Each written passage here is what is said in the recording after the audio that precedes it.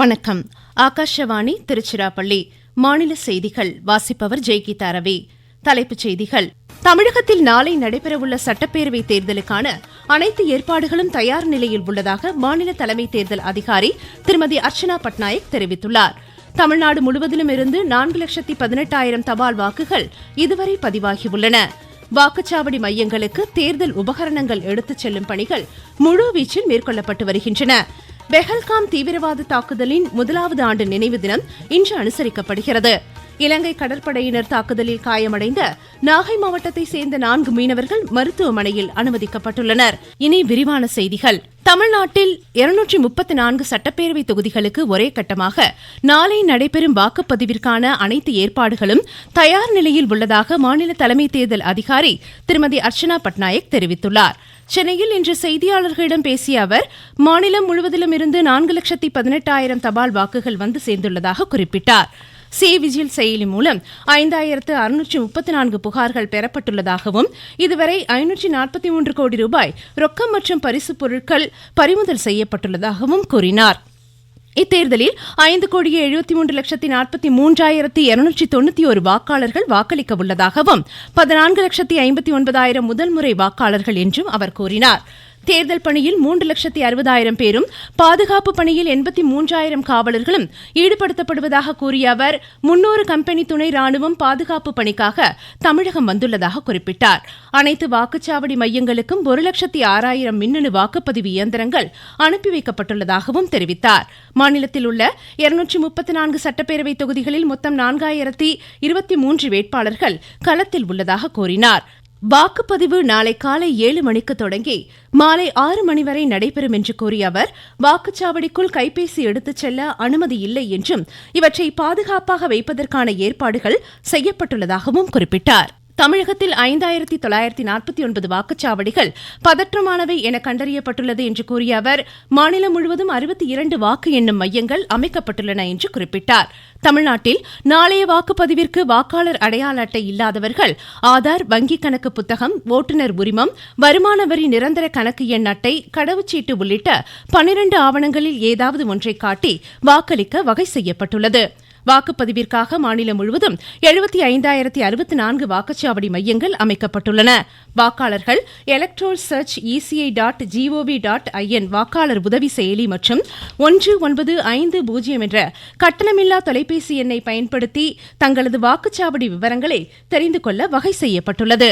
பொதுமக்கள் தங்கள் தொகுதியில் போட்டியிடும் வேட்பாளர்களின் விவரங்கள், தேர்தல் அலுவலர்களின் தொடர்பு எண்கள் ஆகியவற்றை erolls.tn.gov.in என்ற இணையதளம் வாயிலாக அறிந்து கொள்ளலாம். தமிழகத்தில் உள்ள அனைத்து வாக்குச்சாவடி மையங்களுக்கும் தேர்தல் உபகரணங்கள் கொண்டு செல்லும் பணிகள் முழுவீச்சில் மேற்கொள்ளப்பட்டு வருகின்றன. திருச்சியில் உள்ள 9 சட்டப்பேரவை தொகுதிகளில் 2,787 வாக்குச்சாவடிகளுக்கு தேவையான வாக்காளர் பட்டியல் உள்ளிட்ட அனைத்து பொருட்களும் இம்மையங்களுக்கு போலீஸ் பாதுகாப்புடன் எடுத்துச் செல்லப்பட்டு வருகிறது. கடலூர் மாவட்டத்தின் 9 சட்டமன்ற தொகுதிகளில் அமைக்கப்பட்டுள்ள 2,590 வாக்குச்சாவடி மையங்களில் 4,500 காவல்துறையினர் பாதுகாப்பு பணியில் ஈடுபடுத்தப்பட உள்ளனர்.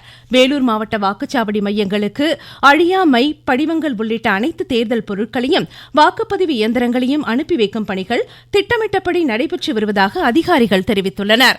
நெல்லை மாவட்டத்தில் உள்ள 1,678 வாக்குச்சாவடி மையங்களுக்கு தேவையான பொருட்கள் இன்று பிற்பகலுக்குள் கொண்டு செல்லப்பட்டு அனைத்து வாக்குச்சாவடிகளும் தயார் நிலையில் வைப்பதற்கான பணிகள் முடுக்கிவிடப்பட்டுள்ளது. ஈரோடு மாவட்டம் பவானிசாகர் தொகுதிக்குட்பட்ட சத்தியமங்கலம் புலிகள் காப்பக மலை கிராம வாக்குச்சாவடிகளுக்கு மின்னணு இயந்திரங்களை கொண்டு செல்ல ஏதுவாக அடுத்த 3 நாட்களுக்கு மலைப்பகுதிகளில் கனரக வாகனங்கள் செல்ல தடை விதித்து தேர்தல் ஆணையம் உத்தரவிட்டுள்ளது. நீலகிரி மாவட்ட வனப்பகுதிகளில் உள்ள வாக்குச்சாவடிகளுக்கு செல்லும் தேர்தல் பணியாளர்களுக்கு ஆயுதம் ஏந்திய வனத்துறையினரை கொண்டு பாதுகாப்பு அளிக்கப்பட உள்ளதாக மாவட்ட தேர்தல் அலுவலர் திருமதி லட்சுமி பவ்யா தண்ணீரு தெரிவித்துள்ளார். வாகன வசதி இல்லாத பகுதிகளில் வசிக்கும் வாக்காளர்களை அழைத்து செல்ல உரிய ஏற்பாடுகள் செய்யப்பட்டுள்ளதாகவும் அவர் தெரிவித்தார். மாவட்டத்தில் உள்ள 736 வாக்குச்சாவடிகளுக்கு தேர்தல் உபகரணங்கள் அனுப்பி வைக்கும் பணிகளை அவர் பார்வையிட்டார். தருமபுரி மாவட்டம் எரப்பட்டி, அன்னசாகரம் பகுதிகளில் அமைக்கப்பட்டுள்ள மாதிரி வாக்குச்சாவடிகளை மாவட்ட தேர்தல் அலுவலர் திரு சதீஷ் இன்று ஆய்வு செய்தார். 100% வாக்குப்பதிவை உறுதி செய்வதற்கான நடவடிக்கைகள் மேற்கொள்ளப்பட்டிருப்பதாக அவர் கூறினார். முதல் முறையாக ஓட்டளிக்கக்கூடிய வாக்காளர்களை நம்பிக்கை ஊட்டும் விதமாக கிரீன் எலெக்ஷன் அப்படிங்கிற அந்த கான்செப்ட்ல இந்த தேர்தலை தருமபுரி மாவட்டத்தில் அணுகிறதுனால வரக்கூடிய ஒவ்வொரு வாக்காளர்களுக்கும் இந்த முதல் டைம் போடக்கூடிய வாக்காளர்களுக்கும் ஒரு செடி கொடுக்குறோம், விதை பந்து கொடுக்குறோம். இதோட மட்டும் இல்லாமல் அந்த சீடுனாலேயே தயாரிக்கப்பட்ட பேனா, பென்சில் இதெல்லாம் அவங்களுக்கு ஊக்கப்படுத்துறது கொடுத்து இதோட மட்டும் இல்லாமல் ஒரு சர்டிஃபிகேட்டும் கொடுக்குறோம். இதன் மூலமாக இன்னும் நிறைய நம்மளுக்கு ஓட்டிங் டர்ன் அவுட் வரும் அப்படின்னு சொல்லி எதிர்பார்க்குறோம்.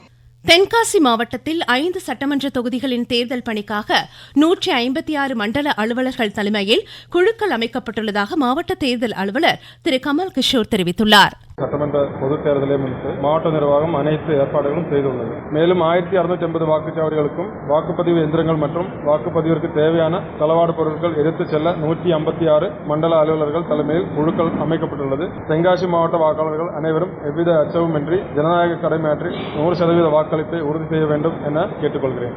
நாமக்கல் மாவட்டத்தில் அனைத்து வாக்குச்சாவடி மையங்களிலும் குடிநீர், காத்திருப்பு இடம் உள்ளிட்ட அடிப்படை வசதிகள் செய்யப்பட்டிருப்பதாக மாவட்ட தேர்தல் அலுவலர் திருமதி துர்காமூர்த்தி தெரிவித்துள்ளார். வாக்காளர்கள் 100% வாக்களிக்க வேண்டும் என அவர் கேட்டுக் கொண்டார். வாக்காளர்கள் தங்களது கைபேசி, கேமரா, ஸ்மார்ட் கடிகாரம் போன்றவற்றை வைத்து செல்ல ஏற்பாடுகள் செய்யப்பட்டுள்ளதாக கூறினார். கோவை மாவட்டத்தின் 10 சட்டமன்ற தொகுதிகளுக்கு உட்பட்ட 3563 வாக்குச்சாவடிகள் மற்றும் 1062 வாக்குச்சாவடி அமைவிடங்கள் ஏற்படுத்தப்பட்டுள்ளது. இப்பகுதிகளுக்கு தேர்தல் பொருட்கள் எடுத்துச் செல்லும் பணிகள் முழுவீச்சில் நடைபெறுவதாக எமது செய்தியாளர் தெரிவித்துள்ளார். திருப்பத்தூர் மாவட்டம் வாணியம்பாடி பகுதியில் முறையான சாலை வசதி இல்லாத நெக்காமலை கிராமத்திற்கு வாக்குப்பதிவு இயந்திரங்களை வாகனம் மூலம் அனுப்பி வைக்கும் பணிகள் மேற்கொள்ளப்படுகின்றன. இதனிடையே மேற்கு வங்கத்தில் முதற்கட்டமாக 152 சட்டப்பேரவை தொகுதிகளுக்கு நாளை நடைபெறும் வாக்குப்பதிவிற்கான அனைத்து ஏற்பாடுகளும் தயார் நிலையில் உள்ளன. 1478 வேட்பாளர்கள் களத்தில் உள்ளனர். 5 மாநில சட்டப்பேரவை தேர்தலுக்கான வாக்கு எண்ணிக்கை வரும் 4ஆம் தேதி நடைபெறும். நீங்கள் கேட்டுக்கொண்டிருப்பது ஆகாஷவாணியின் மாநில செய்தி அறிக்கை. சுட்டு விரல புட்டு வைக்கிற புள்ளியிலே படும் மாற்றம், நீ தொட்டு அடுத்த ஒத்தப்பட்ட தேச முன்னேற்றம். இந்திய குடிமக்கள் உரிமை இதுவே, எல்லோரின் அடிப்படை கடமை இதுவே. ஓட்டு போடுவோம், ஓட்டு போடுவோம், ஓட்டு போடுவோம், ஓட்டு போடுவோம், நிச்சயம் ஓட்டு போடுவோம். 10 நிமிட வாக்களிக்கும் அவசிய வேலை இது, 5 வருட ஆட்சியை தான் தீர்மானிக்கும் நாளை. 100 அடி தூரத்திலே வாக்குச்சாவடி வந்துவிடும், நமது உரிமையோ ஒரு ஓட்டு தந்துவிடும். ஏற்றம் பெற எப்படியும் நிச்சயம் வாக்களிப்போம், நிச்சயம் வாக்களிப்போம். பெஹல்காம் தீவிரவாத தாக்குதலின் 1வது ஆண்டு நினைவு தினம் இன்று அனுசரிக்கப்படுகிறது. இச்சம்பவத்தில் உயிரிழந்தோரின் குடும்பத்தினருடன் தேசம் துணை நிற்பதாக கூறியுள்ள குடியரசுத் தலைவர் திருமதி திரௌபதி முர்மு, தீவிரவாதத்தை அனைத்து நிலைகளிலும் ஒடுக்க நாடு உறுதியுடன் இருப்பதாக குறிப்பிட்டார். குடியரசு துணைத் தலைவர் திரு சி.பி. ராதாகிருஷ்ணன், பிரதமர் திரு நரேந்திர மோடி ஆகியோர் தீவிரவாதத்தை வேரோடு அகற்றுவதன் அவசியத்தை வலியுறுத்தினர். கடந்த ஆண்டு காஷ்மீர் பகுதியில் பெஹல்காமில் சுற்றுலா பயணிகள் மீது நடத்தப்பட்ட தாக்குதலில் 25 பேர் கொல்லப்பட்டனர். இதனைத் தொடர்ந்து இந்திய ராணுவம் ஆபரேஷன் சிந்தூர் துல்லிய தாக்குதலில் பாகிஸ்தான் ஆக்கிரமிப்பு பகுதியில் உள்ள 9 தீவிரவாத முகாம்களை தகர்த்து அழித்து தக்க பதிலடி வழங்கியது குறிப்பிடத்தக்கது. புவி தினம் இன்று கடைபிடிக்கப்படுகிறது.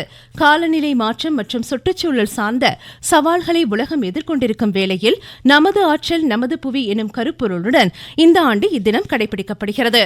நாகை மாவட்டம் வேதாரண்யத்தை அடுத்த வானவன் மாதேவி பகுதியைச் சேர்ந்த 4 மீனவர்கள் கோடியக்கரைக்கு தென்கிழக்கே இன்று காலை மீன்பிடித்துக் கொண்டிருந்தபோது இலங்கை கடற்படையினர் அவர்கள் மீது தாக்குதலை நடத்தியுள்ளனர். அவர்களின் வலைகளையும் சேதப்படுத்தினர்.